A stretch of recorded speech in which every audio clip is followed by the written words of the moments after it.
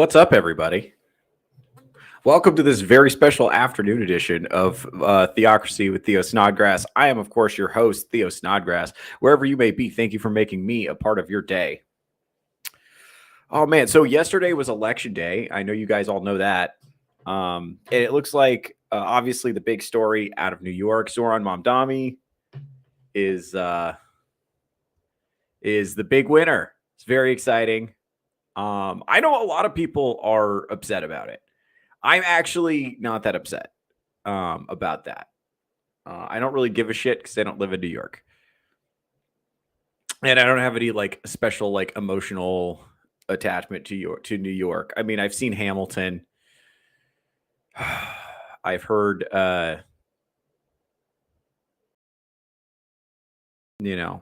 I listened to Illmatic by Nas, but that's like the extent of my connection to the city of New York. I don't really give a shit about it, one way or the other. But I'll say this: I do have.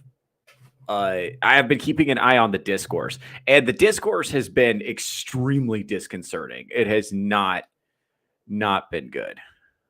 People are, man, it's tough. All right, well, so the big story, the reason we're talking about it, because I don't like to do a lot of politics on this show. If you want to see politics, check out Ironcast, hosted by my good buddy Iron Oxide. Check out his channel. He's great.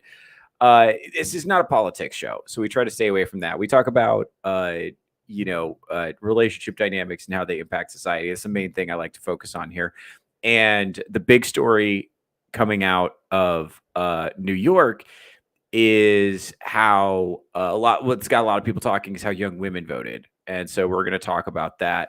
But I do want to clarify, mostly what this is an uprising of elite aspirant people who want to be richer than they are, downwardly mobile, elite aspirant, college-educated New Yorkers, which is to say people who think they're better than everybody and think they deserve to have more money than they have, mostly millennial and Gen Z, who followed the social script, who have a bunch of student loan debt and think society's not fair and they want to flip the table over.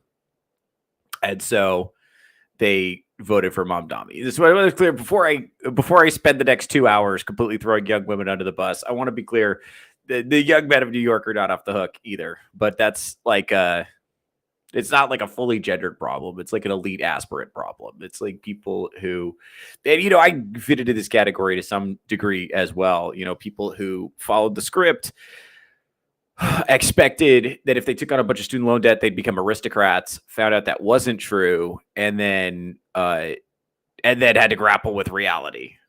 Right. And then some people respond to that by becoming a socialist. Socialists are not, remember, they don't have any real concern for poor people. They just fucking hate rich people.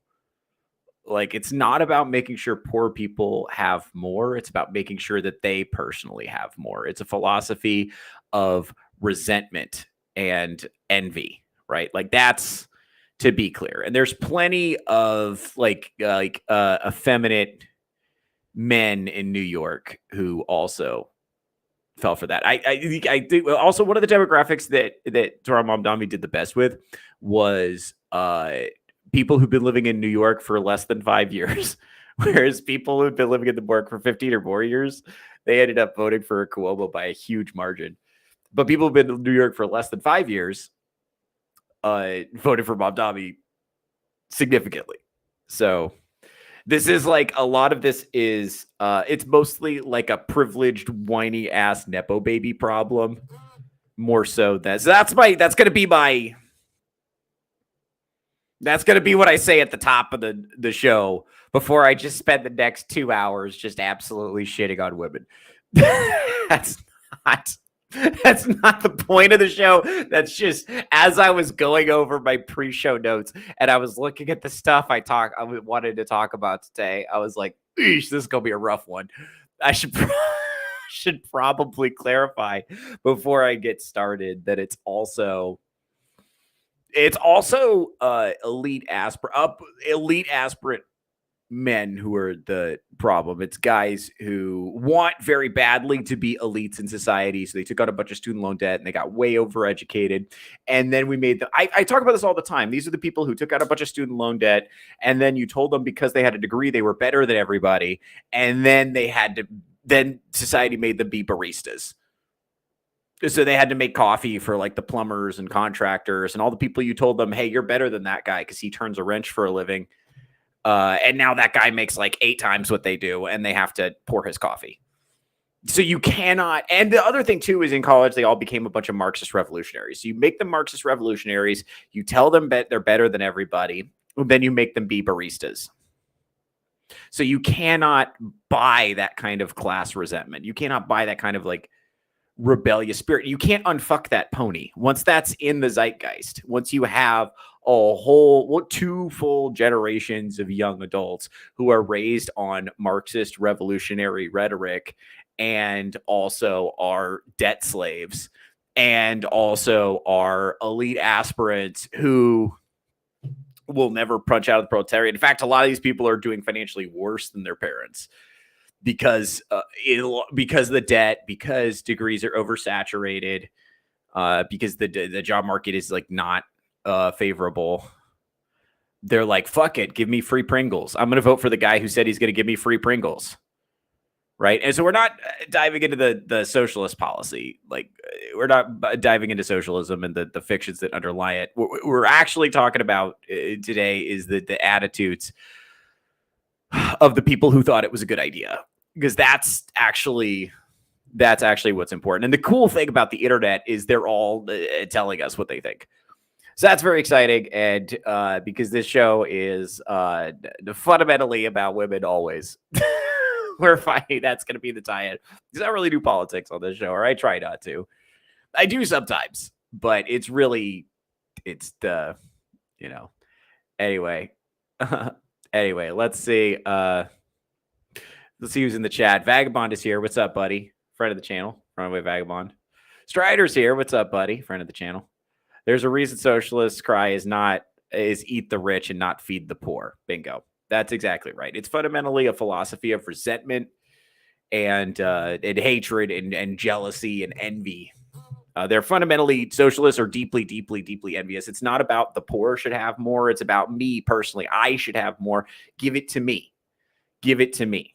That's why, every time you hear them say real communism has never been tried, it's like saying, we've only had idiots in charge of communism. If you had somebody who was actually intelligent like me in charge, communism would have been done right. It's like, nope, communism would have been done right if I'd been the one to do it.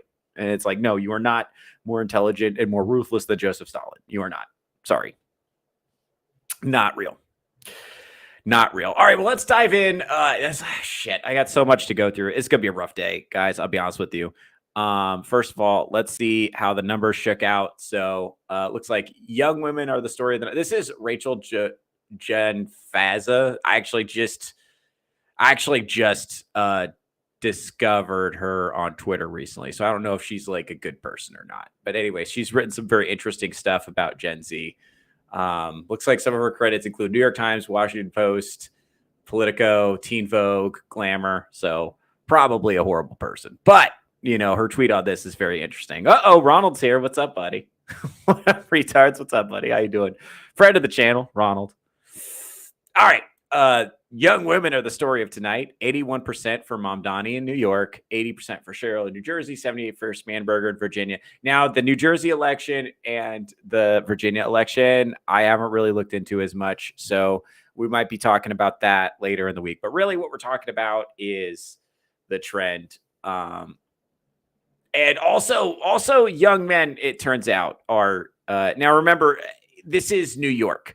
So New York is a left-wing, a coastal elite left-wing metropolis. So even among young men, there's a significant gap with young women, like 64% for Mamdani, 56% for Spanberger, 54% for Cheryl. So that's still majorities, but not like the overwhelming majorities. And remember, the 64% for Mamdani, like we talked about, these are the men who took out big loans to go to elite universities because they told them that was going to make them a mover and a shaker in society, that they were going to become an elite, and then that did not manifest. So they're like, man, fuck rich people. I should be in charge. You know, these are the same people that you talk to them at a party and it's like they work at a gas station or whatever, but they still want to talk your ear off about how much of a retard Elon Musk is. Now, he's not even that smart, or he didn't really invent PayPal, or he didn't design Tesla. As if the implication, of course, being if they had access to the amount of capital that Elon Musk has, they would allocate it more effectively. You know, so I mean it's like men are not completely off the hook here. I just want to say that before I spend the next 2.5 hours shitting on women, that men are not completely off the hook here. And remember, you know, this is also like a battle for survival to some degree, because, you know, in the current dating market, you do kind of have to be elite if you want to have a shot, especially in a city like New York. It's a very competitive dating market. So, so if you try to become an elite and you fail and you end up, you know, a barista, that might be the end of your bloodline. Also, it means your life is going to be really tough to afford. Remember, this is also one of the most unaffordable cities in the country. This is one of the most expensive cities in the country to live in. And you pay, even in places like LA or San Francisco, which are ridiculously expensive cities, you get more space for what you pay, even though it's absurdly expensive. In New York, you're paying $1,500 a month to live in a shoebox. Like, it's fucking horrible. And it's like cold and dark and there's garbage everywhere. It's just like, and it's just constantly loud. I mean, we romanticize it, but the fact is, it's not surprising that people are in generally depressed and discontent living there. That should not be surprising to anyone who understands how humans are, right? So to be clear, but right at the top of the show, men are not off the hook here, but this has started a significant dialogue on the internet. The internet is aflutter with discussions of what we should do with this information. A lot of the Repeal the 19th guys are coming out of the woodwork to be like, see, I told you so. And obviously women are not responding well to that. Like, women, even conservative women are, you know, a lot of them are kind of freaked out by it. And so, yeah, and I like, I'll be honest with you guys. Like, you know, I don't know. Like, I'm kind of monarchy curious, to be honest with you. I don't know. I don't have strong political beliefs. I'm not a Republican. I'm not a Democrat. I'm a Catholic, first and foremost. So I'm a little bit monarchy curious myself. I actually think the arguments for like Curtis Yarvin makes a compelling case for like a CEO ruler, like sort of like an executive ruler, which is, you could argue that's kind of what the president of the United States is becoming. I'm very kind of like bearish on democracy and a little bit bullish on monarchy myself. And I know it's not like a popular opinion in the chat, but well, we do have to kind of confront the fact that women have basically said, if you're not going to be nice to us, then we're going to ruin society. And we'll go over some of the stuff. We'll go over some of the videos here. Let's see what else we got. That's oh yeah. Let's share this. Is this okay? So this is the chart that we've all seen, and these are different countries and the political affiliation. And this is the one we're all familiar with. This is the U.S. right here. As you can see, men have gotten slightly more conservative over time. We're actually going to get to that if I have time in the show. By the way, I told you guys, if you recall, I told you guys in October, you ignore Nick Fuentes at your peril. You ignore the fact that the among Gen Z, the Overton window on race, on Israel, on anti-Semitism has shifted to the point of being unrecognizable to people over 40, and you ignore that at your peril. We'll get to that if we have time. I may have to do that on another show. America is definitely playing around with extreme political ideologies, and it's not just Nick Fuentes. Nick Fuentes is not... I don't think he by himself represents an existential threat to democracy. He's more like a sign of the times. I think eventually he'll be so moderate that by comparison to where the zeitgeist is, that he'll be up against the wall too. I really do think this is a time when young people especially are experimenting with extreme political ideologies. And it does seem to be breaking down a little bit along gender lines. And as you can see, women have gone off a fucking cliff as far as being left. And it's interesting. This is not the same story necessarily everywhere. Like, women got significantly more left, and that drove South Korean men, to be significantly more conservative. German women, UK women, and the men. Obviously, this is data that we're all kind of familiar with. And if you're not familiar with it, then you've probably experienced it interpersonally, just interacting with people. It's probably what you've seen just if you're around and if you pay attention. That's probably something you've seen before. So let's see what we've got. So we're going to look at the videos of the women celebrating Mamdani and his victory. I will learn how to pronounce his name. I can't tell if it's, I know it's not Mondami, it's Mom Donnie, Mom Dami. It doesn't matter. The point is the guy, the dude. Anyway, so we're gonna get to this. Let me show you this real quick. So we're gonna get to the women celebrating, and we're gonna check out some of this. The name is Mamdani, Mamdani. The name is Mamdani, Mamdani. You should learn. Sharia law starts now. Sharia law starts now. Isn't that exciting? Go ahead. Absolutely. Zohran Mamdani, Islamic Caliphate, our brother in Islam, Islamic Caliphate of New York, starts today, baby. God. Wow. Oh, wow. That's a tough one. That one's really tough, because of, the 9/11 of it all. Right? That's a tough one. That's a tough one to stomach. And it's crazy because those are clearly very leftist women, and they're super excited about New York becoming an Islamic caliphate without factoring in what that would actually mean for women. I think it's just fun to say because they hate the West so much. This is actually true. So just remember, the women were the deciding voting demographic for Nazi victories. This is actually a really good point. I think George Orwell talks about this. Now, women were the most enthusiastic proponents of the party's message, and women also enforce social norms. Like, a lot of men will fall in line because not falling in line jeopardizes their opportunity to get laid.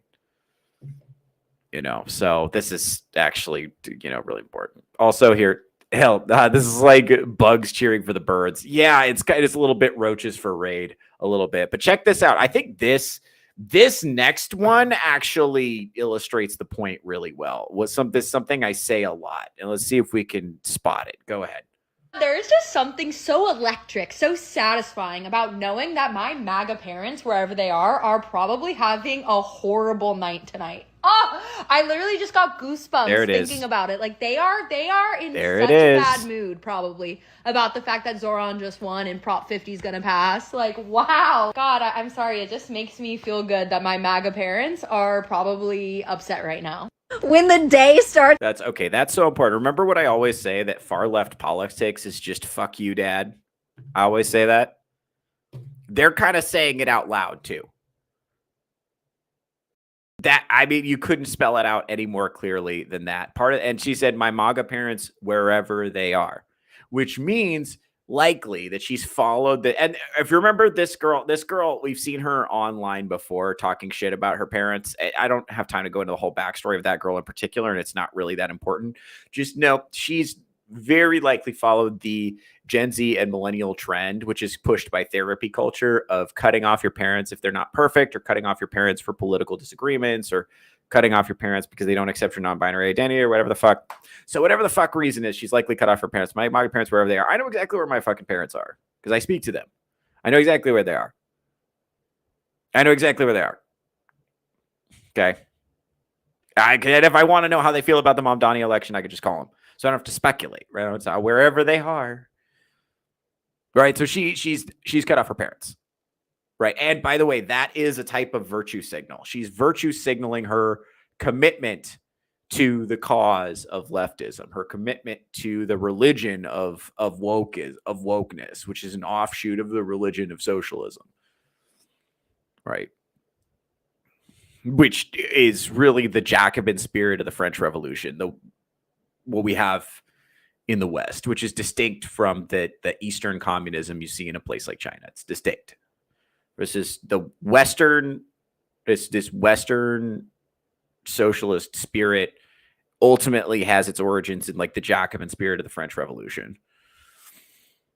All right. So this is, but yeah, this is a religious movement, and she's telegraphing her commitment to the religion by saying, look how devoted I am to the religion. I'm so devoted to the religion that I cut off my parents. That's a subtle virtue signal, right? And it is. And a lot of woke politics are just fuck you, dad. That's all it is. It's just fuck you to anything that has standards or authority or has the ability to judge or evaluate me or hold me to any kind of meaningful standard. Fuck you, dad. Go ahead. Starts with Dick Cheney being dead and ends with Mamdani winning. Oh, yes. Oh. I'm so happy. Is she actually happy, or does she look like she's about to cry? Chat, I'll let you weigh in. Is she actually, watch this video, is this actually a happy person? Remember what happy people look like? I know it's been a while since we've seen happy people, but do you remember what happy people look like? What do happy women look like? It's been so long since I've seen one. I don't know if I know anymore. I'm very familiar with what angry women look like. I don't know if I know what happy women look like. Maybe that's an indictment of me. Maybe that's an indictment of me personally that I don't know. All right, go ahead. Oh my God, I'm so happy. Yeah, that's fucking nuts, obviously. So that's fucking nuts. And I know, so what a lot of people have said kind of in response to this is, well, the right wing needs to reach out. Here we go. Okay. Yeah, let's do this. This was a tweet from Lila Rose, who's, by the way, a friend of the channel. Lila Rose is an anti-abortion activist and a really generally smart person. In response to that tweet that I shared earlier, she said, if the right wants to win young women, step one, don't tear them down. Like, now the discourse is like, okay, what can the right wing do to get women to vote for them? That's a good question, right? Like, I mean, that's what we should at least be considering it, because we want the left to consider what they would have to do to get young men to vote for them. And it's the same answer. Don't tear them down. But then this becomes more complicated when we start to consider what are the issues that are driving this? What are the actual policy issues that are driving this? Because we know the policy issues that matter to men. Men are concerned about immigration. They're concerned about the housing market. They want to get jobs. They want to earn money. They want to have a secure economic future. And they want to do all this because they want to start families, right? Like, that's pretty normal. And the stuff that women are voting for is kind of, frankly, antisocial. It's like, this is Mary Morgan, friend of the channel. Women are not being torn down. Their votes are tearing their own states and communities down. What are we supposed to do? Congratulate them? What are we supposed to do? Congratulate them? And by the way, this is all rigged so hollow because the discourse over the past 2 weeks, as you know, multiple Nick Fuentes videos have gone viral, has been nothing but these same people who are calling for grace and forgiveness and kind words toward young women have been doing nothing but shitting down the throats of young men who have frankly, even if they're choosing to express them in suboptimal ways, have some perfectly legitimate grievances. So this begs the question, right? Okay, so if we're going to reach out, if the right is going to reach out to young women, what are the animating issues for young women? What do they really care about? Okay, well, that's a good question. Let's see if we can figure it out together, shall we? Wouldn't it be great if they just had if they talked about the issues that are important to them publicly? Oh, wait, they have. Okay, that's great. Great news. Awesome. Let's figure this out. Okay, let's see if we can figure it out together. Whoop. Her first Gov major. Boop. So if you guys could change the Constitution in one way, how would you change it? Her first Gov major. Go ahead. Bear in mind, this is the quote-unquote gov majors. These are presumably college girls, and they decided this was the smartest one they could find. They picked her. All right, go ahead, sweetheart. What do you have to say? Georgetown University. I was literally going to say legalize abortion. Maybe a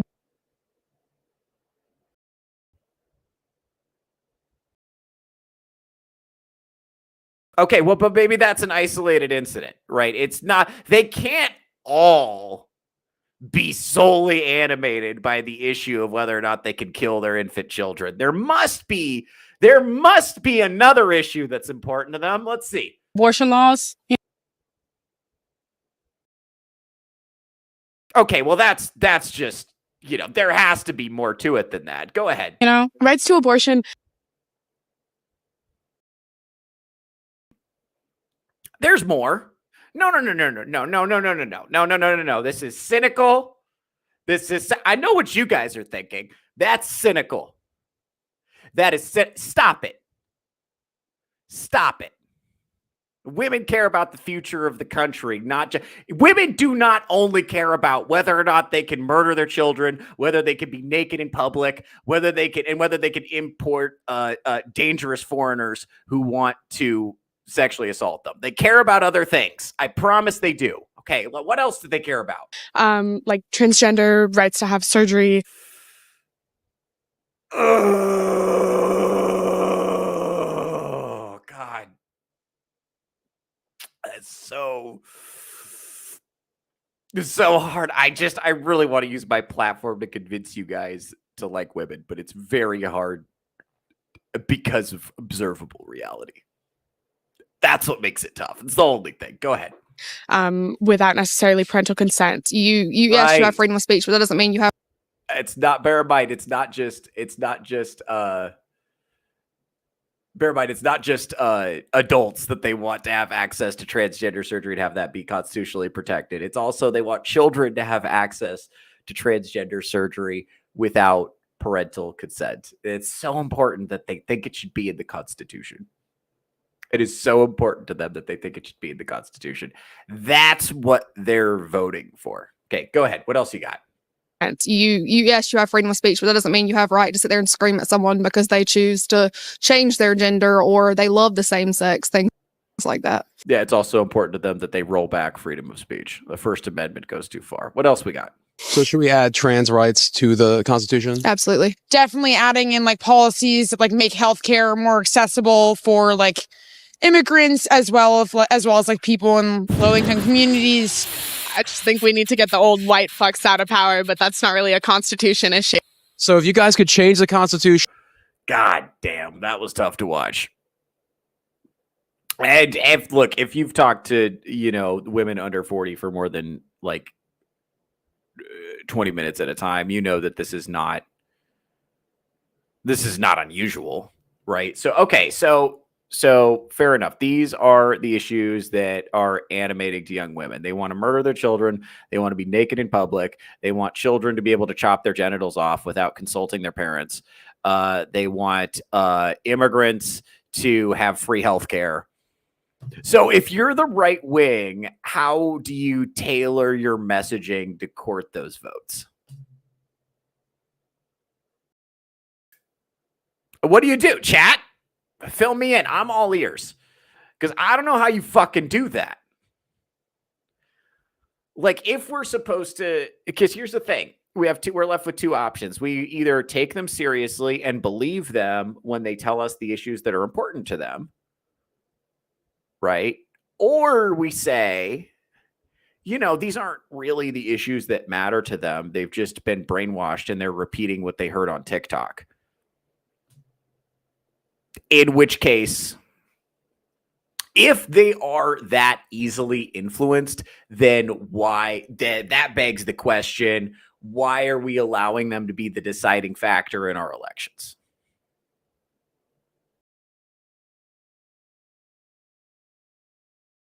Why is that what we're doing? But no, that can't be it. But if that's not it, if these are really, independent adults who have thought out their positions thoroughly, who have agency, the same as you and I, then we're left with the problem of how are you, not just forget about right wing, left wing for a second. How are you supposed to be a political party that wants to have a society that lasts into the future, and your primary policy initiatives are murdering infant children, women get to be naked in public, importing foreigners, and giving them free healthcare? And don't forget mutilating the genitals of children without parental consent. These are the animating issues. And getting rid of the old white fucks. Remember the old white fucks. By the way, that girl who was talking about the old white fucks, those are her parents she's talking about. And this is so important. Everything on the left is projection because they lack self-awareness. Right? So a society that hates its ancestors, hates itself. And these are white women who are saying this, right? So these are just people who are wrestling with a tremendous amount of guilt and self-hatred. And I understand to a degree, all of this is on some level being motivated by empathy, that's where the title of the episode comes from. And we're going to get into the role of I can't say what kind of self-defeating empathy, we'll say, because there is a term popular online that is the self-deletion and empathy that is going to get this, stream suspended on YouTube. So I want to be careful about that. But because one of the realities of the internet is we can't actually have adult conversations, which is tricky. But yeah, it's self-defeating empathy. And it's like, I know what you're thinking. I was like, Theo, you're picking on college girls. You're picking on college girls. Okay. That's adult women have a much more sophisticated cis set of political beliefs than college girls. These are basically children. Fair enough. Okay, let's see if there's any adult women that I could consult about this. Oh, look what I found. It's funny. I found it. Okay, let's see what she has to say. Go ahead. This is some broad talking about a thing, and she's not in college. If you met her in person, she might lie to you and try to convince her she was 22, but she's not. Go ahead, sweetheart. What do you have to say? Really important and standing out for me right now is if we can take ourselves like a high level, like not say immigration, not say economy, not say all the hot talking points. And right, not talk about any of the actual issues. Go ahead. What should we talk about if not the actual issues? Let's not talk about the issues that require some level of intelligence and sophistication and being informed to understand. Let's forget about that for a second. Let's forget about anything that requires information. How do we feel? Go ahead, sweetheart. Tell me how you feel. just ask ourselves, how are we treating our neighbors? Yes. How are we treating one another? Yes. And is it okay that yesterday, on Saturday, 42 million of our neighbors no longer can feed themselves? Oh, no. Oh. Is it okay that our neighbors are getting taken off the streets by ICE? Is it okay that gender-affirming care is being taken from young people who really need it to survive? Is it okay that the Supreme Court has now justified racial profiling? That's not how I want to treat my neighbor. I think what's really important. Okay, so what do we get? Free stuff for everybody. Unlimited free Pringles forever. Unlimited free unicorns and cupcakes for everybody. Import a bunch of foreigners who are not assimilating and do nothing about it. That's a policy. I mean, to her credit, gender affirming care for young people means mutilating the genitals of children without parental consent. So that's that same issue again. So what they care about are importing foreigners, mutilating the genitals of children, free stuff for everybody. And she didn't mention being naked in public or murdering her infant children, but I guarantee you if you asked her, that's what she believes in. So, and it's dressed up in how are we treating our neighbor. Remember, this is something I'm going to have to do a whole separate episode on progressive Christianity, but I have so much more of a gripe with progressive Christians. I have so much more of a gripe with than any other group. I'm going to have to do a whole separate episode on that. I have a bunch of videos stacked up before the Mamdani election. That was what this episode was going to be. So I have a bunch of stuff kind of waiting in the wings about that. But anytime, just a pro tip, Anytime you hear somebody be like, I follow the teachings of Jesus. I don't follow a church. I follow the teachings of Jesus. That person is a retarded communist. Every time. Zero exceptions. That person is a retarded, civilizationally suicidal leftist. Shit, I said the word. I'm not supposed to say that. This is somebody who is practicing self-defeating empathy. Okay.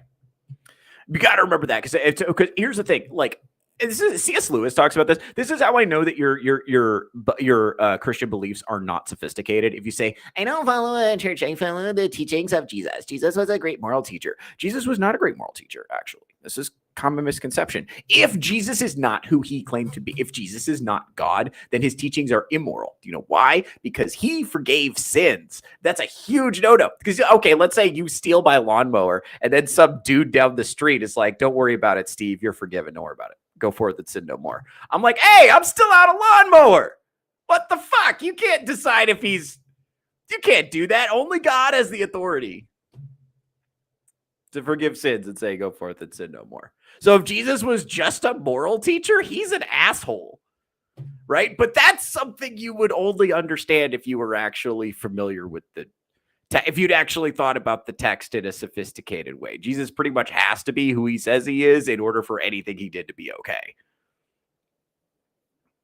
Right? That's necessary. So if they was like, I follow the teachings of Jesus, what they mean is I follow retarded socialism. I'm a retarded communist who just goes based on my feelings. And my theology basically boils down to be nice to everybody. Don't judge anybody. By the way, this my favorite one is people tell me, it's like, you're a Christian, you're not supposed to judge. It's like, no, wrong. Christianity teaches you how to judge correctly. It teaches you how to judge effectively. Right? You are very, very, very much supposed to judge. And for more on this, see the letters of St. Paul. Just any of them. Just any of them. And what's crazy is, like, I don't want to get too into theology, but progressive Christians will, like, literally say that the letters of St. Paul don't count. That I only follow the teachings of Jesus, and St. Paul is not real scripture because he's a mean and he's homophobic, and I don't like it. That's where this shit is coming from. Is just this shit here. That's where it's coming from. Is just, I'm a retarded communist who hasn't thought about the implications of my belief for more than 2 seconds. But for better or for worse, her vote and the votes of all of the college broads that were just interviewed by that other guy from the clip I just showed, their votes count the same as yours. And the discourse online is like, what do we do with that?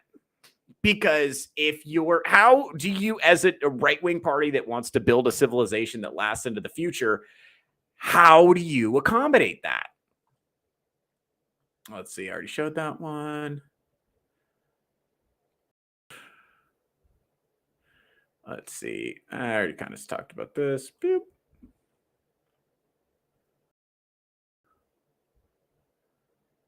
Yeah. And it's like, I don't know. It's like, I think part of it is, I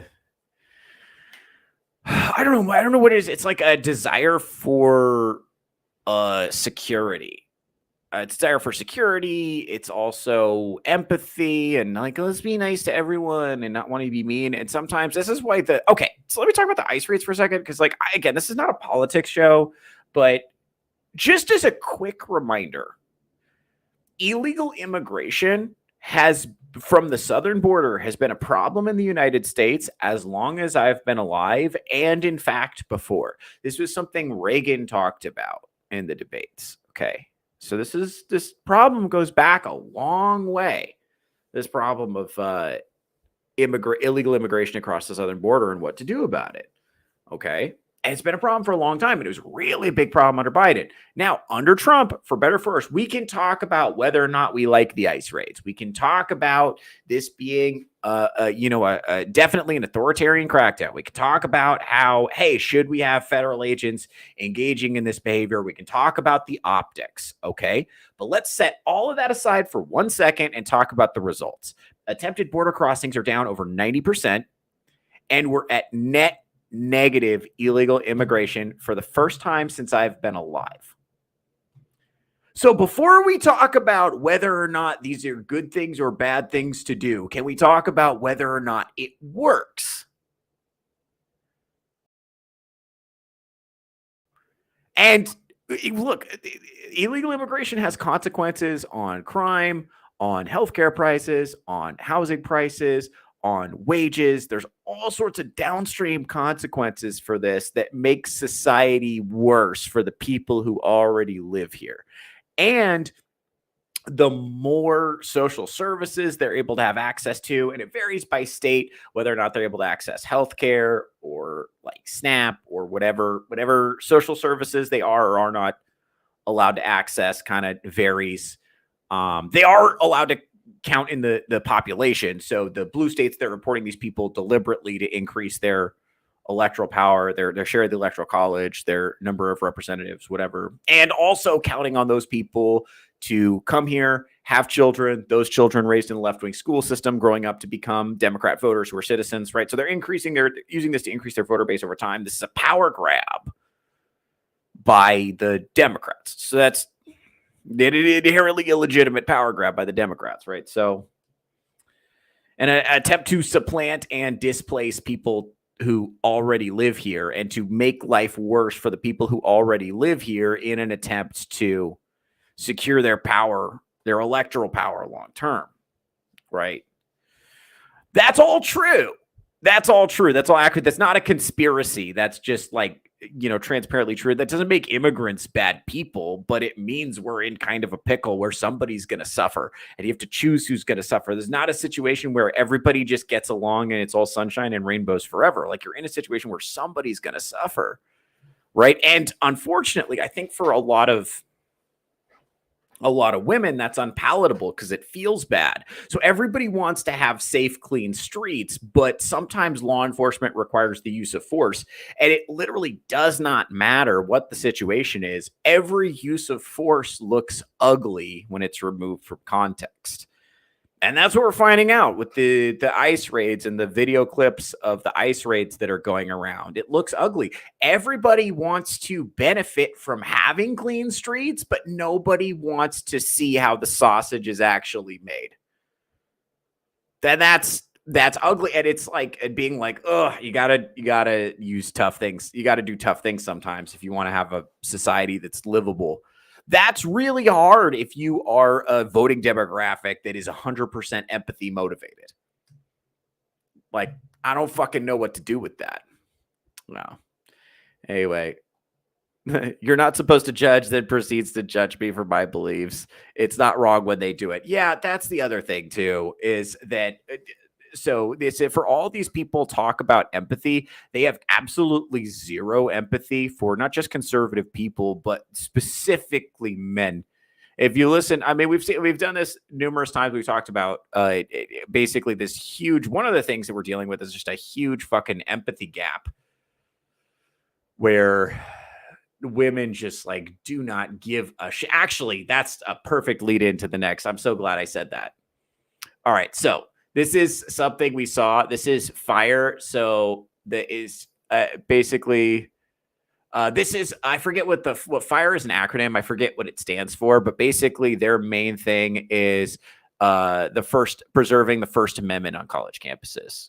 And this organization's been around for a while. I read their guide to free speech on campus when I was in college. So they've been around for a while. This is not necessarily a new organization, but this was in response to the wokeness, which was sort of the political correctness of the 90s on steroids. In the 90s, when we first thought we might have a problem, but at that time, we just kind of laughed it off.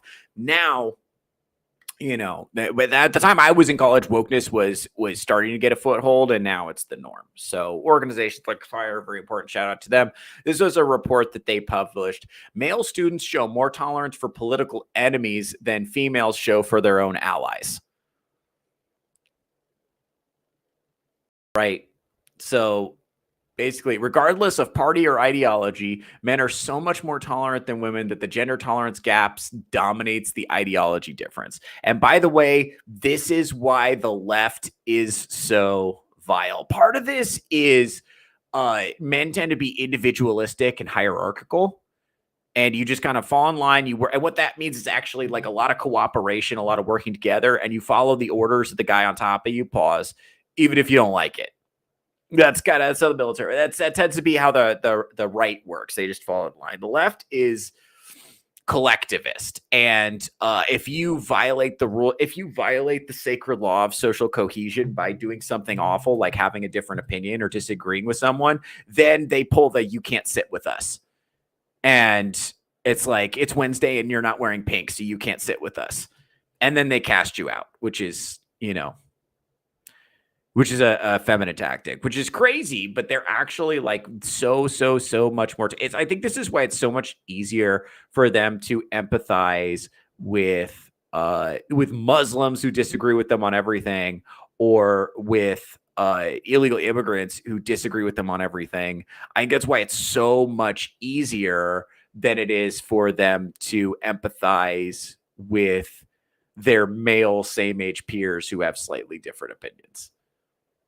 They just don't. And yeah, they don't even their allies. By the way, this is why the left cannot retain men at all.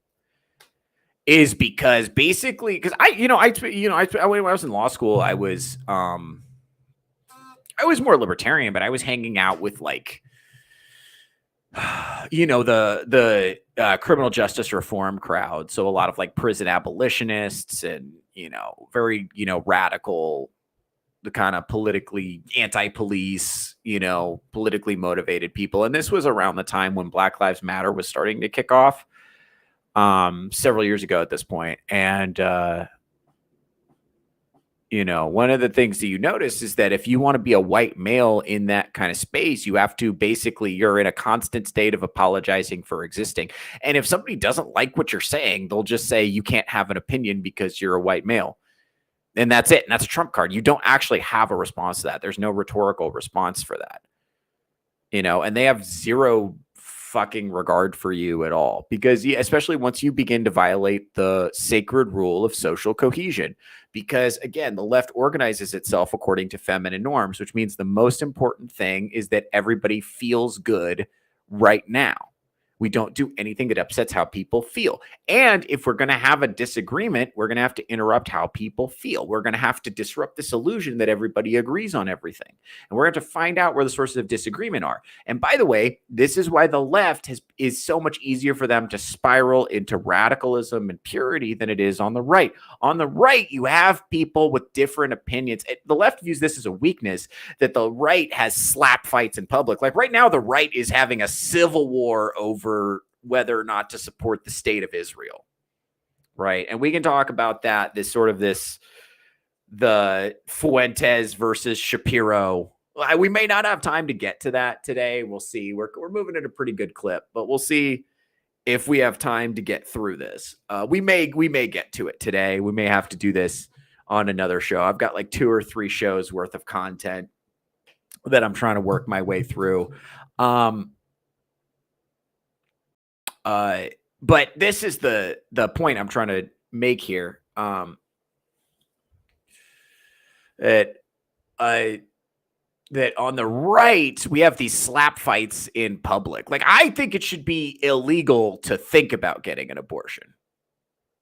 But I also know that opinion is disagreed with by 80% of the voting public. So I'm not going to insist that be included in any political party's platform. Like, I know 80% of people disagree with me on that.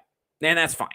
That's fine. So that can't be. So I have to be willing to, accomplish it. Like, I don't support IVF because I'm Catholic, but a lot of people do. A lot of people do support IVF. A lot of people would not be able to have children without IVF. And I'm not completely dense to that. And a lot of those people are potential like voting allies. So it's not important enough that I would like sabotage a political alliance over it. It's like, I personally am not going to engage in that.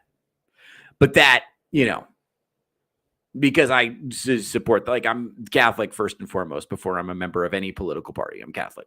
So, but I also know that opinion is not broadly shared. The right is a broad coalition that has people that disagree with me on that and a variety of other issues. There's disagreement on the right. Some people support legal marijuana. Some people don't. Some people think we should support Israel. Some people think that Israel's an enemy of the state, and we have these big, ugly slap fights in public. And the left views that as a weakness because, remember, their main principle is social cohesion above all else. But that hides disagree. It pushes them towards radicalism, and people are scared to speak up. That we don't have that problem on the right. We have the problem of can't you fuckers get along and just agree on something on the right? But that's actually good. It's good to have public slap fights. It's good to have public disagreement. It's good to have people yelling at each other. Why is that? Because that makes it so the radicals never end up on top of the pile.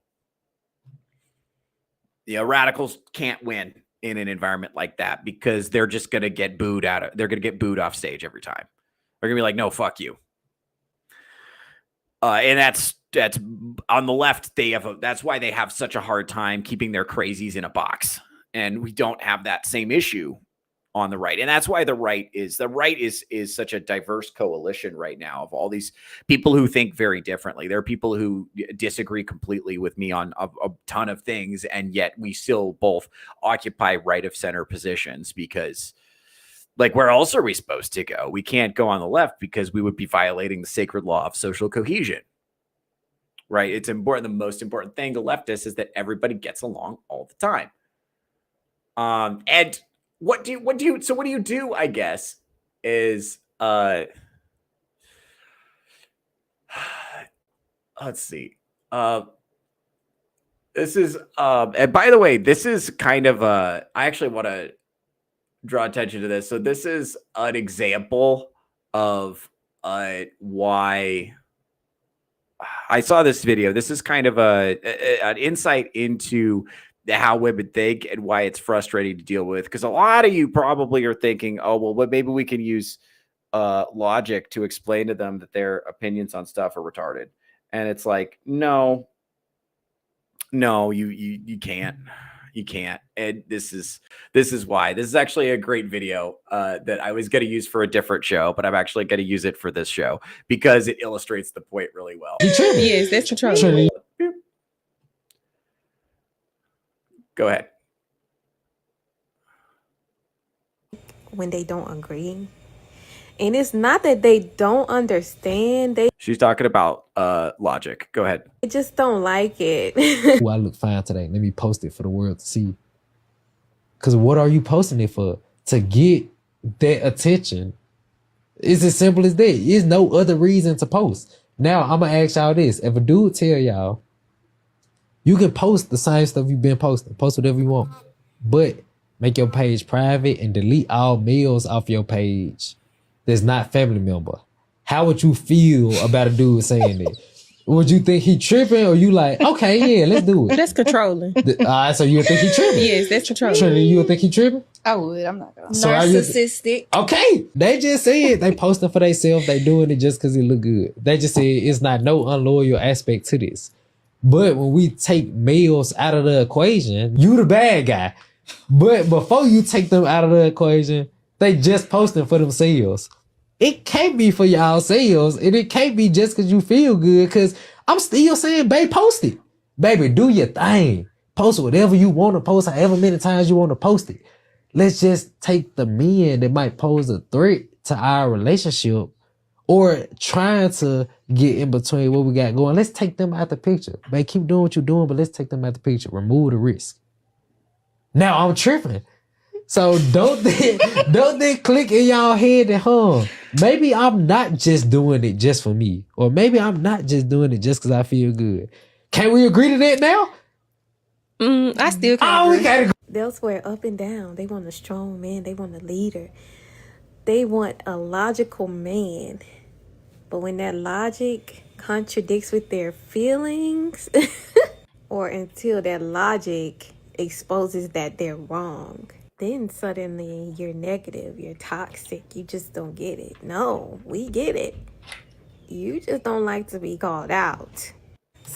Yeah, Yeah, hold on. I got more of these. This is a fun one. Instead. This is kind of this is what I've been meaning to use this for a show for a while. I've had this put away for a while, but like this is just an insight into how this is just how women think about stuff and the way that they will dig their heels in even when they're obviously wrong and even when all logic is against them. And remember, I want you to remember, everyone in this video, their vote counts the same as yours. Go ahead. Fight a chicken every time you get in your car. Would you rather fight a chicken every time you get in your car or rather fight a lion once a year? You fight a lion once a year? Let's see how it shakes out, guys. Let's see how this debate shakes out. Go ahead. gotta get back in the car. Oh, you versus a lion? By the way, everyone in the chat right now, I want you to think about your answer. Would you rather fight a chicken every time you get in the car or a lion once a year?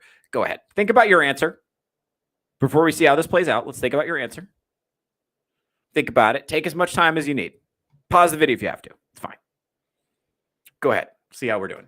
You have no faith in me. You're really thinking you can beat a lion? I'm gonna try the best I can. That doesn't matter. No, because you might die from a chicken too. Like those pegs. Those pegs. Like you might hurt yourself, or they might hurt you. So What are we talking about? Every time you get in the car, boom, boom, chicken. Yeah, y'all are grown men. Maybe y'all can fight off a chicken. Have you fought a chicken?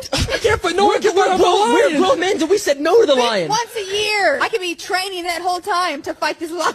You ever been to the zoo? Who do you think you are? Hey, they don't hold chickens behind glass panes and bars. But you know, like the geese at the ponds, how they chase people, they're not friendly. So what makes you think chicken are friendly? I don't care how friendly it is. It's not a lion. Okay, some lions can be friendly though. Too. You have to get to the neck You're first. fighting him. You're not taking him to a coffee date. You know what I'll do as soon as I open the door and see a chicken?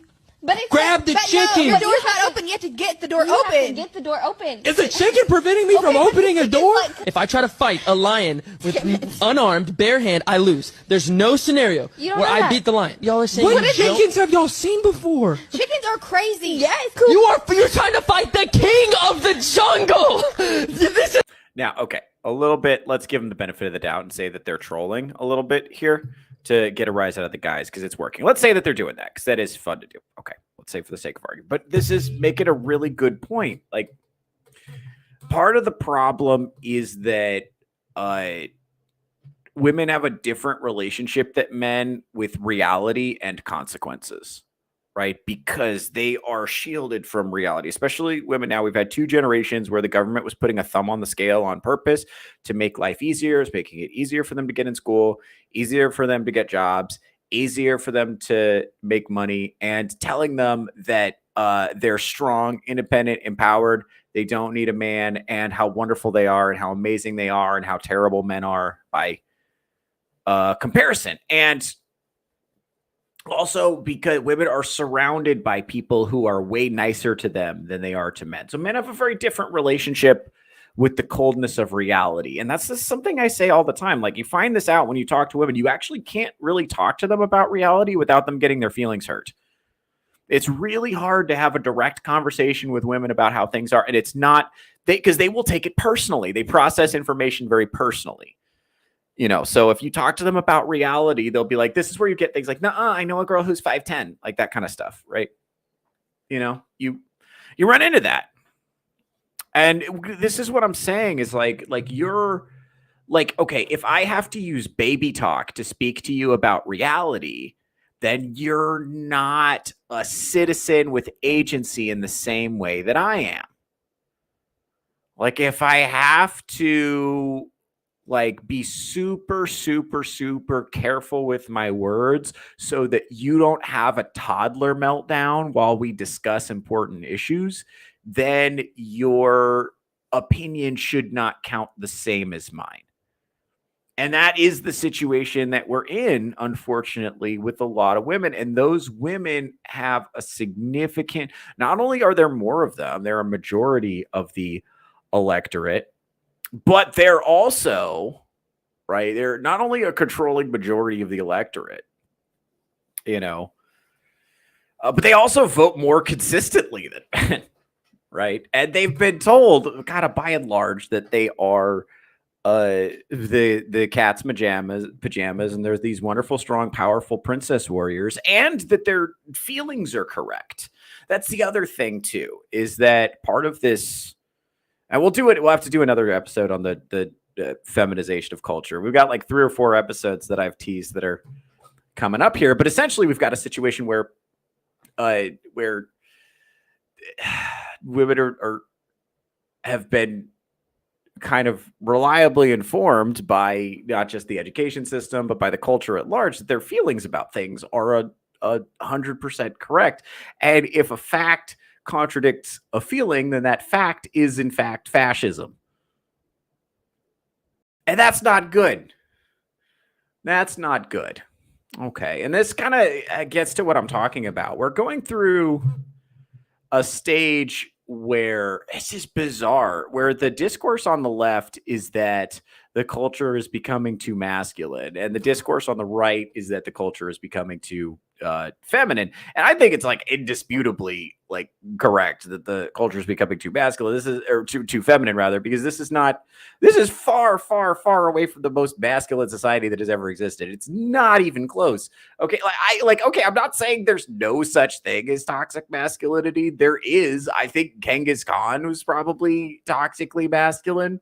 Like maybe that guy just like rode his horse around, Asia and stacked up piles of skulls so high that, Marco Polo thought they were mountains. Like the ravens would follow, like the crows would follow his army around because they knew he was reliably producing sources of food in the form of human corpses that they could scavenge. Okay, maybe that guy needs therapy.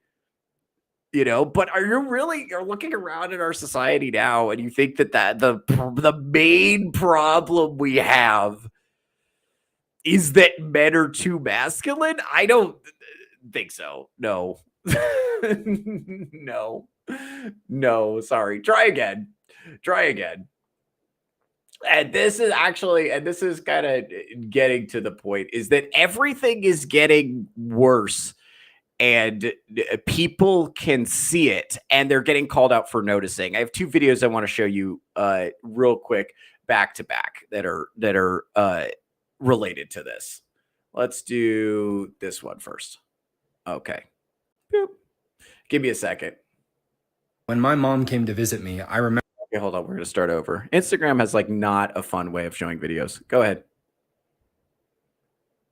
Locks up the aisles in the grocery store anymore. I don't want to be at a restaurant, have to go to the bathroom, and go ask somebody for a code. I'm tired of walking into a park and seeing Sharps containers at every entrance and every exit. This isn't normal. I shouldn't be at a park and see a bathroom and wonder if A, it's open, B, see that it's completely covered in graffiti, or C, that it is completely inoperable because the city doesn't take care of it.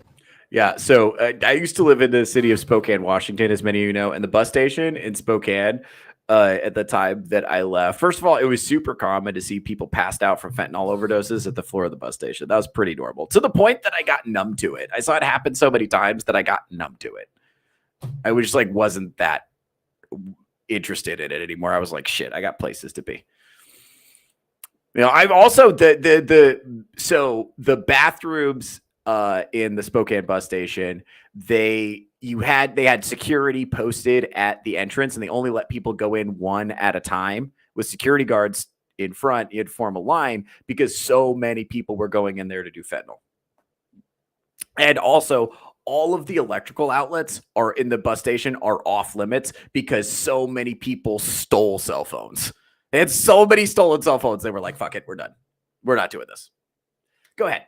It is not normal to see ads for home security systems everywhere. When my mom came to visit me, I remember walking away from her and having this brief moment where I go, I can't let her be by herself here. This is Denver, Colorado, but there are many cities like this, and none of this shit is normal. There were honor system egg stands in my neighborhood when I was a kid. The only time you hear about things like this now is when it's somebody stealing the entire supply and not paying for them. This isn't normal. None of this is normal. The only reason everybody's not losing their mind about this shit is because it's happened so slowly over so many years that we just think it's normal. There is no reason for a city to be this way, because I'm talking about Denver, but I know other cities like it, and you can probably think of another as well. And I know cities that are not like this. This is fucking insane that any of us think this is okay. I don't want to live in a city that locks up the aisles in the grocery. Yeah. Okay. Now this guy is unfortunately engaging in the illegal act of noticing, and that's actually what I want to draw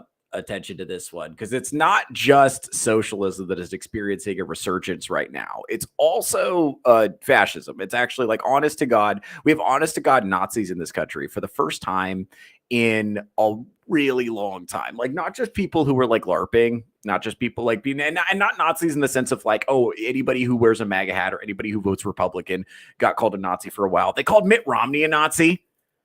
That happened. I don't know if you guys remember that. They called John McCain a Nazi, who was an honest to God war hero, but at least he was in the military.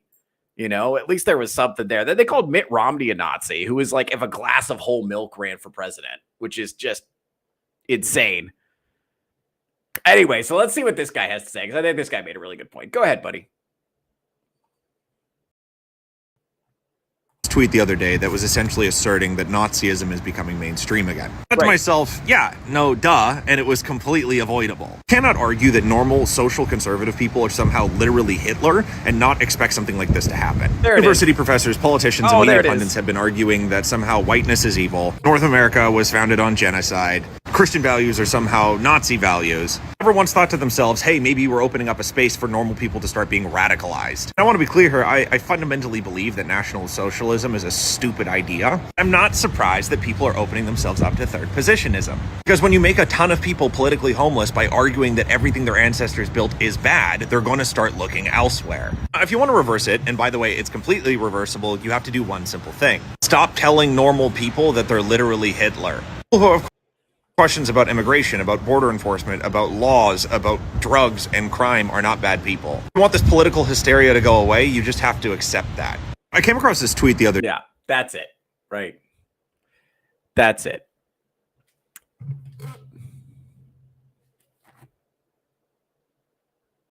By the way, this is why, if you want to know why Nick Fuentes is suddenly so popular, and I told you guys not to fucking ignore this. I talked about this back in October, and everybody said I was a fucking idiot, and that the Overton window shift that I pointed out, where the way that young people think about race, think about Jews, the way they think about women voting, all this stuff is completely different. We've had an Overton window shift that would be frankly staggering to people, I guess, let's say over the age of 40. I found it's very, very rare you meet somebody over the age of 40 that understands the degree to which things have shifted. I've noticed that. It is like a complete diametric shift in the way that people talk about things. And the younger you go, the more pronounced the shift is. And this is downstream of the education system promoting the message that like white people are bad and that like anyone who's conservative is a Nazi. And if you have any questions about immigration, you're a Nazi. And if you have any questions about crime, then you're a racist. And if you have any questions about like homelessness or drugs or whatever, that you lack compassion, and that the only solutions that are acceptable politically to discuss out loud are the, high empathy solutions. How can we dedicate more government resources to helping these people? How can we dedicate how can we cure the problem of homelessness and drugs with hugs and the power of love?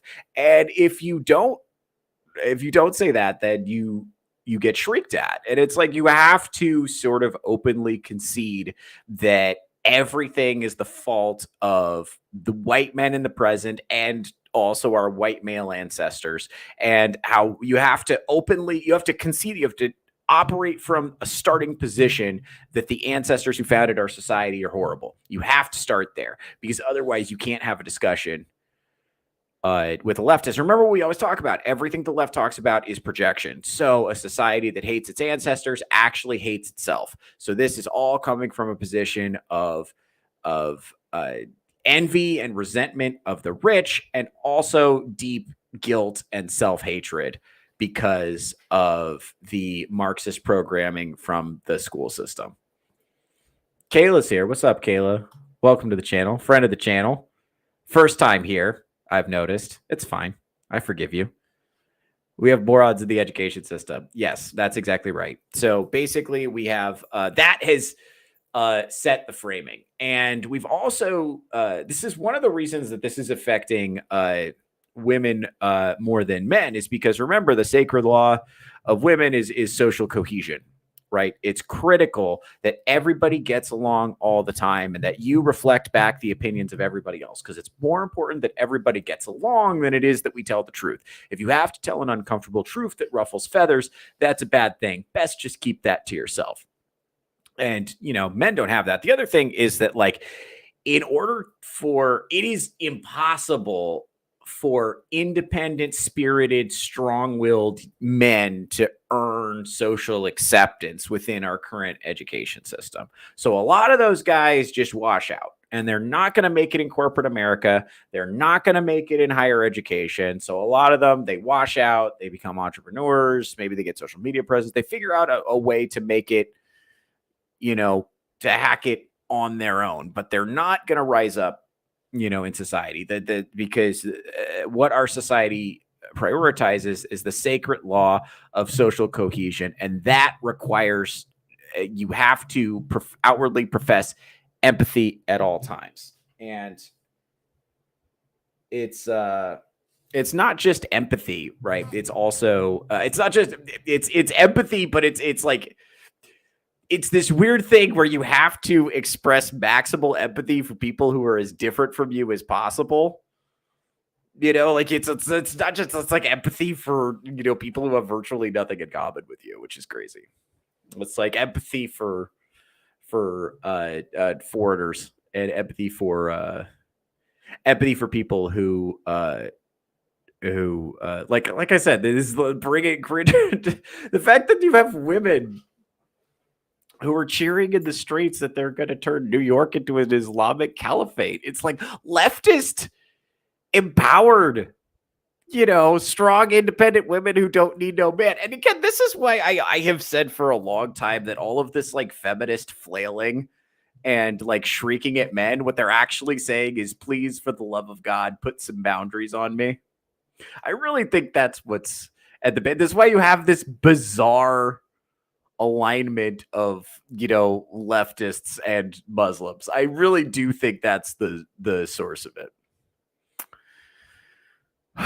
It's just like a shriek. So what do you do with that? What do you do with that? Because the discourse on the right is right now, it's like, oh, well, we gotta, you know, there's some people, it's gotta split, you know, and this is on X. You got people who are like, oh, well, women shouldn't vote. And you've got some people who are like, well, no, we should try to win women over. But the issues that are important to women are being naked in public, murdering their unborn children, and importing a bunch of foreigners. So, like, I don't know how you. I don't know. Meanwhile, you know, the men of Gen Z are becoming, you know, Nazi curious. And the amount of times I talked to a lot of guys, kind of, you know, off the record, guys who are sub 25. I kind of asked them about this stuff, and the term Generation Zyklon keeps coming up. And go ahead and Google that if you don't know what that means. But yeah, dude, maybe DuckDuckGo that. Maybe don't punch that into Google. But yeah, dude, it's so the experimentation with political extremism is staggering. And I don't know. Like I said, I don't know what the answer is, because I don't know how you bridge the gap between these two positions using pure reason, because one side isn't using reason at all. They're just going with what emotionally feels good to say out loud, and they're not projecting like consequences into the future. And the other side, I think the subsection of men that's like, of young men that's like Nazi curious, is just pure politics of resentment. Actually, I have a video for this. Why am I trying to explain it? I have a video for this that I think explains it really well. So I'm going to bring it up. Give me 1 second. This is important. This is pew. Go ahead. Give me 1 second. Right here. And that backing people against. Hold on. Go ahead. That I have is that the intersectionalists may end up creating the very enemy they claim they are fighting. They're going to back straight white males against the wall and speak of the devil. White nationalism will emerge from that cohort. Bear in mind, this was in 2019. So a lot of us, and I was saying the same thing too. So around this time, so actually prior to this, in that like 2017, 2018. So I was in law school at that time, and I was trying to explain to my far left classmates that if they made absolutely zero attempt to frame their messaging in a way that was palatable to conservatives, they made zero attempt to find a framework of where they could make their arguments within a framework that made sense within the current Constitution. Like if they didn't have any attempt to make their beliefs palatable to conservative people, they didn't try to frame their arguments in a way that conservative people could resonate with, and they just said conservative people are racist, we don't need to listen to them, we can just alienate and marginalize them, that eventually that was going to have consequences. That you were going, if you were going to call every single conservative person a Nazi, you were eventually going to create that boogeyman. And that was going to, you were not going to like the downstream consequences of that. Eventually, that is going to blow back on you. I tried to explain this over and over and over and over and over again. And nobody ever gave a shit. Nobody ever listened to me. Nobody ever listened to me. So this is, anyway, go ahead. 2019. Anyway. And when it does, those people will feel empowered and they will feel self-righteous because they have been accused of things that are, frankly, a form of bigotry. They have been accused by bigots of oppressing others, and they have been told that they are not entitled to well-being, no matter how they individually have behaved. And so what do they have to lose by cooperating together against the intersectionalists and essentially creating the world that the intersectionalists claim already exists? Now, what we should do about this is not entirely clear, but one thing that must happen is we must level up our thinking, and we must understand that backing people against the wall who have a genetic basis for cooperation is very dangerous, because history tells us that movements created by such people can be very destructive, and that ultimately they may turn into a genocidal menace. Yeah, that's right. It's actually, Kayla's dropping some bangers in the chat. I'll bring up some of Caleb's comments. It's not true empathy, I feel, because they don't possess the ability to understand logical reasoning. It's empathy for clout, empathy for a trend. Empathy requires understanding, and they don't understand. Yeah, it's performative. So this is pure. This is a virtue signal. So one of the things about wokeness that I say all the time is that wokeness is a religious movement. And it's sort of empathy is a public profession of faith. And so the more different the person is that you can express empathy for, and the more difficult it is to empathize with that person, the more virtuous you are being. This is why the main recipients of empathy are foreigners, trans people, Muslims, Palestinians, criminals, literal murderers. Not rapists, though, because there's a significant discourse among prison abolitionists about what to do with rapists specifically, which I think is funny. Not murderers, by the way. Murderers are not the ones everybody's concerned about. It's like it's the problem of rapists. It's like, why? It's like, well, because prison abolition is a movement dominated by women, and rape is the only crime they actually care about. Murder is something that happens to women, but mostly to men. Most murders are men killing men, but yeah, that's exactly right. So it's not what it is actually it sucks. It's hijacking something about women that's actually really beautiful. So women are supposed to be generally concerned about everybody getting along, and they're supposed to be concerned about the community. And that really strong empathy muscle is supposed to be used for children. What happens is when you have a tremendous amount of single, childless women in the society, and people are not getting married, and in fact, they're being told not to get married on purpose because it actually, like, men are terrible and stay away from them. And, everything is bad. And also the society you live in is inherently evil because it was so mean and so low empathy. And by the way, your ancestors are evil. So your society that you live in, the way it is terrible. And importing people is good. And anything that differs from the norm is good. And anything normal and within the classical traditions of the society is evil. Then you set up then what you're doing is you are hijacking that empathy for self-destructive purposes. And that's where we get this self-defeating empathy. I can't call it because of YouTube rules, I can't call it the self-deleting empathy, which is what people are is the actual expression, but it's like this civilization ending empathy that which is based on like zero understanding, but is actually just like Kayla's saying here, is actually a virtue signal. It's a virtue signal. It's supposed to be for babies, but the problem is so babies are never wrong. No matter how unreasonable they're being, they're never wrong. But if you take that so they deserve kind of like a bottomless pit of empathy. Now, but if you take that same logic and you apply it to criminals, or you apply it to, trans people, or you apply it to immigrants or foreigners, then what you're doing is you're creating an opportunity for people to just basically step all over you and fucking ruin the society. Yeah, it's horrible.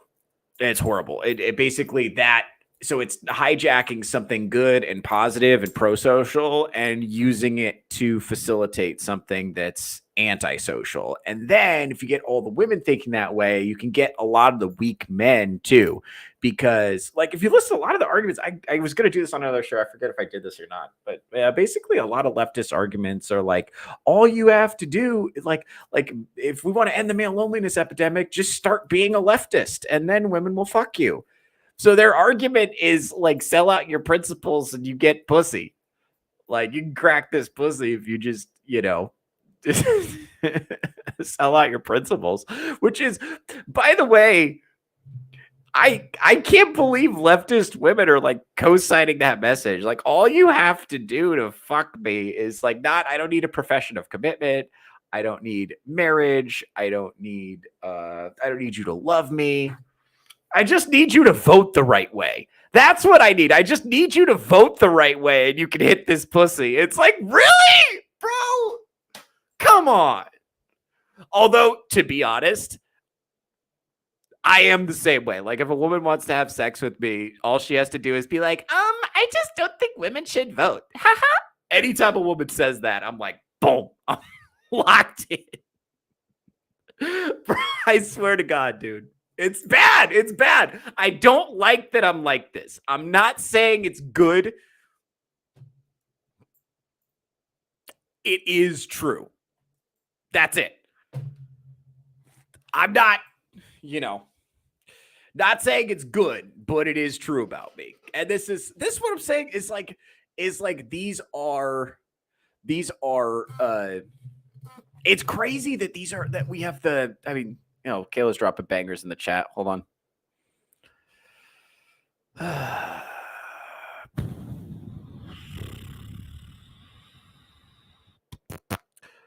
Let's see.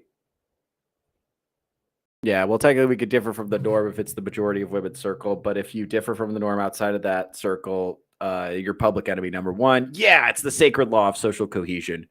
It's yes, agreed, Theo. Thank you. I'm going to get this framed. Love being right. And yet these women are cheering for Sharia law, which is insane. That's insane. I mean, we covered that at the top of the show. It's the amount of women who are actually openly cheering, yeah, we're getting the Islamic Caliphate. We're getting Sharia law here in America, Islamic Caliphate in New York. Hell yeah. And it's your most empowered leftist women that you could imagine. It's what this is how you can tell that it's not logically thought out. There's no logic to it. It's a feelings-based politics. And by the way, this is the same, something similar. I'm not saying that the men Brett's talking about here. We'll actually finish up this video because I'm not saying that the men who are kind of fascism curious, and there's some women hanging out over there too, but the men who are fascism curious or who are kind of like playing around with white nationalism and being like, oh, we need to have a white ethno state, blah, blah, blah. Like, I'm not saying those guys are purely motivated by cold calculating logic either. Like, that is grievance politics too. Like, any politics that's formed around racial identity or identity groups or immutable characteristics, that's a grievance-based politics. And that's motivated by, you know, not just emotion, but like mob thinking. This is why this is why Brett's going to talk about this. This is Brett Weinstein, by the way. He hosts a show called the Dark Horse Podcast, which is way better than my show. So if you like my show, you should absolutely be fucking listening to this guy. He's way smarter than me, but not as handsome, I would say, but way smarter. Anyway, any kind of like politics that's formulated out of immutable characteristics or race or grievance is racial grievance is because that's a mob, like a torches and pitchforks mob. That's how it's reasoning. And a mob is like 2 standard deviations stupider than an individual human. Remember that. So if anything it's formed around immutable characteristics, that's forming a mob, that's why it's vulnerable to turning into it's a genocide threat. Anytime you have politics that forms around race like that, it's a genocide threat. That's just because mobs are stupid. The individual people involved are not, but they're the thing is, you're dealing with like the animating. We have a feelings-based politics in the nation right now, and the women who are voting for like Mamdani, and they're going super far left, and they're like, we want to be naked in public, we want to murder our children, we want children to chop off their genitals, and not have to get parental consent. And we want healthcare for illegal immigrants. And these are the most important issues for us. And we're not flexible. Like, all they're really saying is fuck you, dad. That's it. And the anger and rage, this is them saying, these guys, the men who are like white nationalism curious, are really saying fuck you to their teachers and fuck you to the feminized school system. Fuck you to the HR department, metaphorically. The literal and the literal HR department that fucking ruined the workplace. By the way, the New York Times released an article like, did women ruin the workplace? And the answer is like, obviously yes. But of course, we're not ready for that conversation. And they got a huge pushback from the public.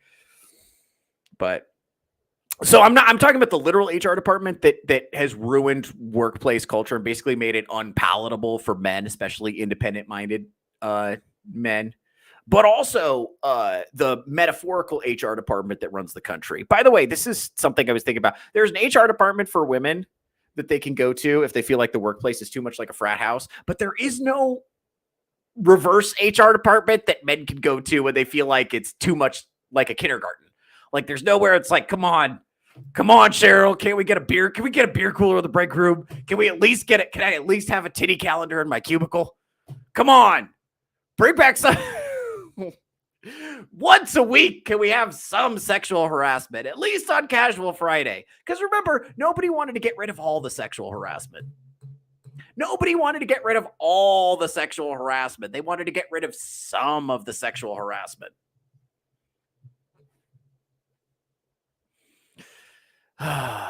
Anyway, go ahead. Anyway, Kayla, see you later, Kayla. It's nice seeing you. Thank you for dropping by. Finally, I told you my show was good. Yeah. Too much groupthink is bad, and a mob requires groupthink. Yes, the phenomenon of the mob that I'm talking about is also another word for that is groupthink and psychology. Mob mentality and grievance is not a good way to motivate politics. And by the way, the reason the founding fathers did not support universal suffrage was because of avoiding the mob. And by the way, it wasn't like men can vote, women can't. Fuck you. White women have been voting longer than black men, if you really think about it. Because the truth is, black men didn't have full access to the vote until after 1965, the Voting Rights Act, okay?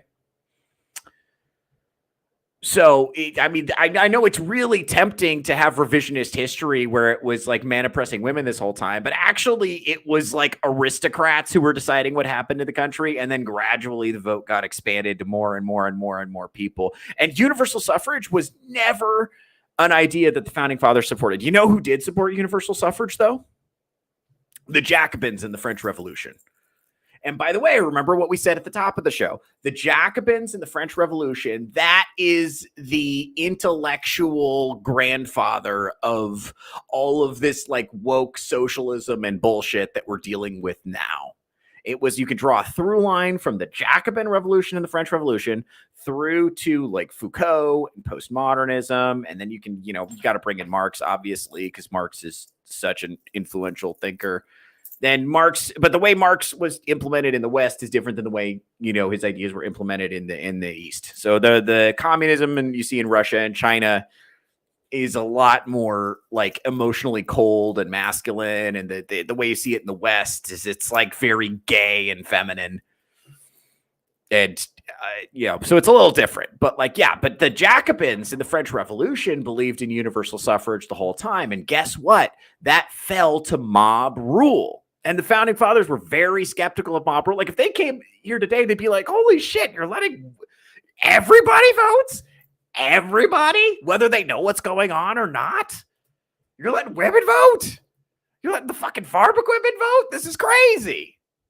They wouldn't be supporting it. They only wanted people who knew what the fuck was going on to be able to vote or could be able to parse the issues. And the other thing too, is that the issues we vote on have never been more complicated. And also it's really, really, really hard to get good information. There's so much bad information now. Technically, all the right information is out there, but you have to wade through so much terrible information to get there that you're just like, how do you know what is even true? It's just a blizzard of bullshit piped straight into your brain. How are you possibly supposed to make any sense of it? All right. Anyways, let's go ahead and finish this video because I want to talk about this. Go ahead. Game theoretically, it is a terrible mistake. It was a terrible mistake for the DEI crowd to go after straight white males because it created this very same impulse like, well, if I can't win because all of the things that I am are declared no good, then what exactly is my incentive to play along with the civilization that's doing that to me? And my point here, I wasn't talking specifically about anti-Semitism in that clip, but the logic is the same. What a terrible error it is to go after anybody who has legitimate questions about the interaction between the United States and not only a foreign state, but a particular administration that has a very hardline bent within that foreign state. You're allowed to have questions. You're an American. That's one of the great things about it. Yeah, that's actually a really good point. It's totally fine to ask questions about the state of Israel because people who live in Israel ask questions about Israel. Like people in Israel have problems with their government. So it's fine to have problems with the government of Israel. And by asking questions about one of the things that happened that spawned this whole like white nationalist thing is like people were asking questions about Israel and they got attacked so aggressively that they dug their heels in and they concluded that there must be some kind of like grand Jewish conspiracy. And that pushed them deeper into anti-Semitism. Sort of this is exactly what we're talking about, is by calling everybody a Nazi, by calling everybody an anti-Semite, by calling everybody a white nationalist, you actually created a problem that we, by the way, did not have in our body politic. It was not a significant, like the amount of racists rounded to, or the percentage of the voting public that was racist rounded to a whole number was 0. It was not a significant, the percentage of the voting public that was anti-Semitic rounded to a whole number was 0. Like race relations in the 90s, race relations, despite all of the dust ups, despite Rodney King, despite O.J. Simpson, despite everything during that time, and when you actually polled people and asked them of how they thought race relations, people thought they were generally good. And then we decided that we were going to be just like pathologically obsessed with race. And we were just going to talk about it all the time. We were going to weaponize the word racist to refer to anyone I disagree with or don't like. And we did the same thing with misogyny. And we did the same thing with anti-Semitism. We did the same thing with words like Nazi and white nationalist. And what happened was they manifested it. Manifested. Yes. Because remember, it's crazy because this is the same side that believes in manifestation and speaking things into existence. It was weird. I'm just surprised they didn't predict that outcome. That exactly, yes, you brought into existence everything that you were afraid of. Go ahead. You're allowed to have questions. You're allowed to ask any question you want. And anybody who wants to say that the reason you can't ask that question is because you're revealing a horrible defect in character or defect of character is running exactly the risk of creating the enemy, effectively calling it forth. So the concern that I have is that the intersectionalists may end up creating. Yes, this is, yeah, pretty fun. So yeah, and then there's one more video I'm gonna show you guys because I fucking told you guys back in October. I'd been keeping an eye on the Fuentes thing for a while, and just the shift in the Overton window, which I don't think Fuentes by himself, like I said, is indicative of the problem. I think that's a symptom of what's going on. But what's a sign of is a tremendous amount of disaffected, discontented, mostly white but young men who are not getting what they want from their political representatives, and they don't feel like they have a future. So this is just like a random tweet from a random dude. He's probably a Nazi. I don't know who the fuck this guy is, but anyway, this is something he tweeted. Nick Fuentes: males can't afford homes. Truth. Males are in heavy debt. Truth. Males can't get jobs unless they bow to the institution. Truth. Males can't express their political views without being fired. Truth. I mean, his talking points are on point. This is all from just listening. Okay, and that's the problem, is that there's a lot of people, like, you can sit here and I see this all the time among people that I like and respect. People are like, oh, Nick Fuentes, you can't take him seriously. He's a crazy person. He's a Nazi. He's this and that. He's this and that. He's not, he's not a serious person. And it's like, I don't think you can say that anymore. There's a lot of people who agree with him. There aren't a lot of people who will admit that out loud because they understand the consequences, but there's a lot of people who agree with him now. Like way more than you think. And his Instagram reels are popular and they have a lot of likes and a lot of shares.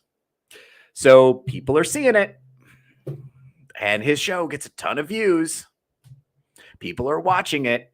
And I think it's hard for a lot of people, especially women, are like, I don't understand the appeal. Why do you even like that? It's like, they do. Even I'll tell you what, as somebody who finds his views appalling, I also find him funny. I think he's one of the most talented broadcasters on the internet right now. In terms of purely broadcasting talent, in terms of which is the ability to sit in front of a microphone and talk and be entertaining. He may be one of the best doing it. The other thing too is, like, you can't destroy shit. I had one video say you really can't destroy him because he's been deplatformed since he was 18 years old. He was deplatformed. He was debanked. He does not have another job. His podcast runs off a subscription model. He's on Rumble, which is the free speech platform. He doesn't have any sponsors to go after. He doesn't have any mainstream support. His support is purely grassroots. And this has led to speculation that he might be a CIA plant or a Fed or something like that. And that may be true. I don't know. I have no idea. But the fact is, the reality is there's a lot of disaffected white men who agree with him. And that number is growing. And you can ignore that problem if you want, right? You can ignore that if you want. You can ignore their concerns if you want. But can you actually say that they're wrong to be concerned about how immigration is going to affect their job prospects? Is it wrong to say that DEI has resulted in them being disaffected? Is it wrong to say that policies favoring women in education and in the workplace have resulted in a situation where it's very unlikely that any of them are ever going to get married? Is it wrong to say that the current housing market has made it so that they're probably not going to ever be able to afford homes? Is it wrong to say that the economy is completely inhospitable to that? Like, are any of their complaints? Okay, you can argue that their solution of, hey, let's build a white ethno state is wrong. Okay, but can you argue that their complaints are wrong? Are they wrong with the stuff that they're upset about? No, they're not. And you could ignore and the experiences that they've had in the school system where they've been told, just fed this fire hose of white people are bad, your ancestors are bad, your cultures are bad, white men are the problem, you're privileged. They don't directly experience any of this so-called privilege. Even the leftists are trying to wrestle with this. They're trying and failing to wrestle with this. And the response has just been largely, who gives a fuck? It's happening to men. And it's like, yeah, you can do that if you want, but like young, discontented young men, that's who fights revolutions. You know, that's who gets motivated to cause problems, especially elite aspirant men. And that's the thing. Like I said, we said at the beginning, this Mamdani thing. This is a symptom of the same thing. Like the men who voted for him are elite aspirant, men. They're not there because of suicidal empathy. It's not self-defeating empathy that's motivating the men. I think what's motivating the men is really just resentment for the rich who have more than them. Just the desire to pull down the people who are up there, because that has, from their perspective, the rich hoarding wealth have made it completely impossible for them to create any kind of life that makes sense. Now, it's true that they're choosing to live in one of the most expensive cities in the world. It's true that they chose to, attend these prestigious institutions and take out a bunch of student loans for educations that ultimately didn't pan out in the job market. But they did that because that's what the system told them to do. They followed the rules every step of the way, and it didn't work out. And now they're pissed. This is this problem I talk about all the time, where we took a bunch of people and we gave them degrees. We told them their degree made them better than everybody. And then we told them they were aristocrats now. And then we made them be baristas. And we made them Marxist revolutionaries along the way. So you can't undo that class resentment. You cannot unfuck that pony, right?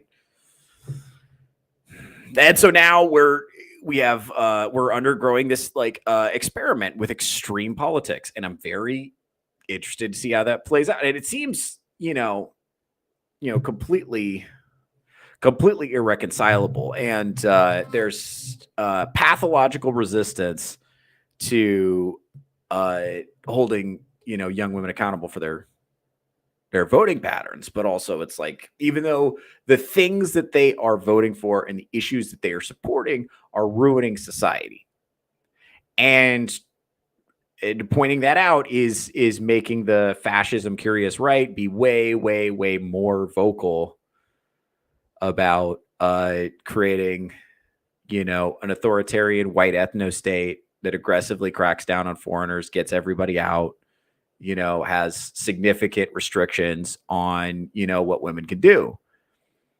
Like, it's kind of making their argument for them.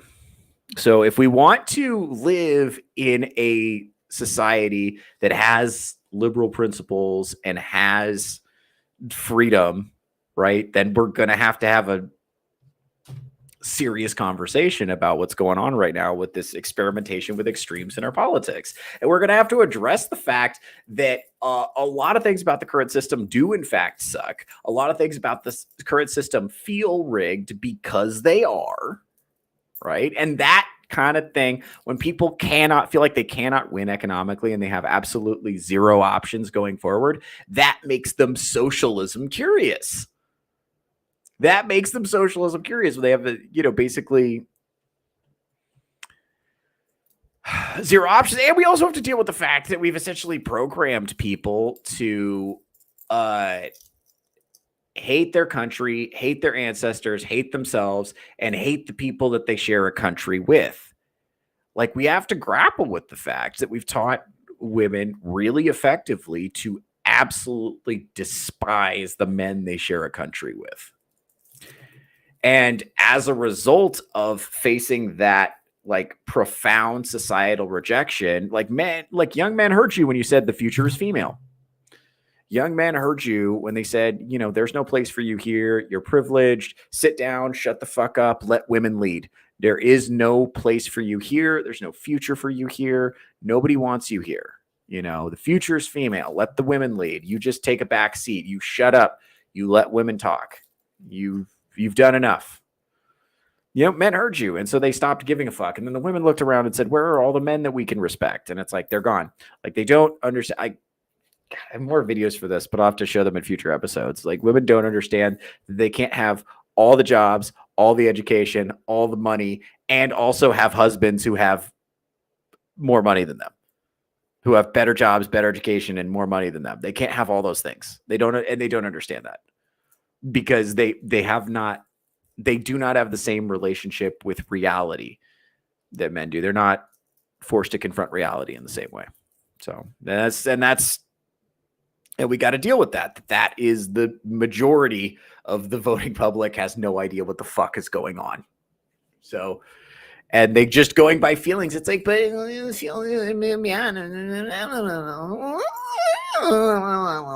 that's their voting. That's how they vote. That's how they decide how to vote. It's just like what feels good right now. Yeesh. So it's not good. So we got to deal with that. And I told you guys about the break for fascism. I told you guys about that a while ago. So I'm going to keep talking about that. For more on this, go back to my Charlie Kirk stream. And, you know, I've talked about this plenty prior to that. That's just the one I could think of off the top of my head. I've been trying to explain to people that this is a serious fucking problem and it's not going away. Yeesh. It's not good. Not good. So yeah, I don't know what the fuck's going to happen. I don't know how we're going to, make a livable country out of this. I don't know how that's going to happen, but I look forward to finding out. I look forward to seeing what you guys come up with. Like I said, I'm a comedian, so I'm going to be good no matter what. I think what freaks me out about the socialism is that if it's socialism or fascism, either way, if the socialism wins, then it's like, or if the self-defeating empathy faction wins, it's pretty important to them that we just completely get rid of free speech because free speech is bad for hurt feelings. Right. And the problem with that is like whose standards for what is and isn't hate speech are we going to use? And the standards we're going to use are the HR department. The standards of the HR department. And they've been pretty clear. There's a racial hierarchy. There's a gender hierarchy of what things you are and are not allowed to joke about. And that is going to be, imposed. And I mean, there has been a significant vibe shift, but like, after this election, I mean, certainly the woke, I don't think the woke people are done. I don't think they're giving up. I don't think they're going to quit. I think they're going to shift their flavor of the month around, and it's not going to be, I think Trans People's Day in the Sun is pretty much over, but it'll be interesting to see what group they latch onto next. I think they're going to keep right on pushing to try to push their policy agenda, which is ultimately their agenda is shut the fuck up and let us run this country like a kindergarten. And that's bad for comedy. So it's a natural enemy, but like the fascist wig that's like, let's turn all this into a white ethno state. I know right now that seems like an insignificant faction, but I promise you it's more people than you think. I think this is, that's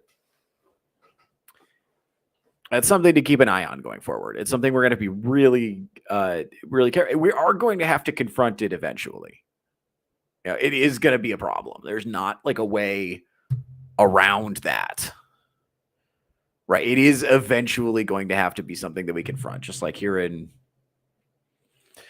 York City now is confronting that this devil's bargain they've made with socialism. And like I said, people say, "Oh, am I freaked out?" It's like, no, I think this might be one of those things where you got to let them sometimes sometimes the only way to learn is to go through it. Sometimes they got to experience it. And so we'll see what happens. The other thing too is that like not everyone in New York is psyched about this. Like Mamdani is going to face significant resistance in trying to get done what he wants to get done. I say let him do what he wants to do, let him do it. Let him do it. Like if he wants to put those policies in place, let him do it. See how people like him. I think like socialism has such a reliable self-imposed failure rate that I think it's probably going to be fine. This is going to be one of those things, I never thought the leopards would eat my face kind of deals. So yeah, I think it's going to go horribly, but I look forward to it because I don't fucking live there. So I remember before you panic about the implications for national elections, this is like one of the most left-wing cities that has ever existed in the history of time.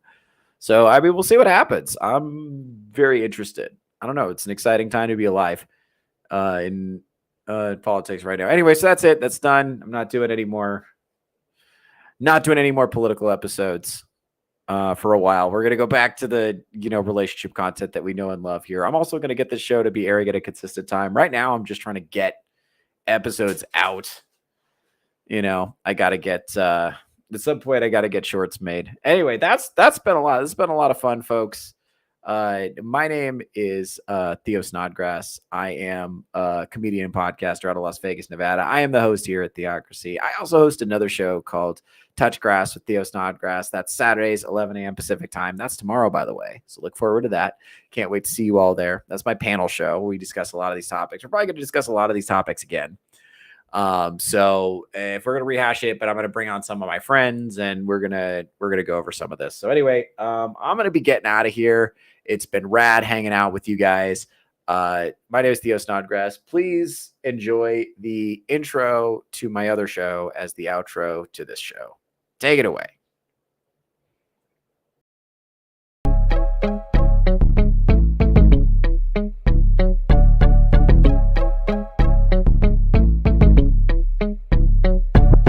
at that crack. Stanley's grass look good. This Johnson grass look good. Well, look at my grass. No. Look at that grass. Are we looking at ours as cat now? Yes. Sorry, I didn't hear a damn thing you said. All right. And because I was a gazillionaire and I like building so much, I cut that grass for free. The species is dying. The birth rate is plummeting. Women are chopped. But yeah, you know what? Get a fucking cat. I know even more about grass.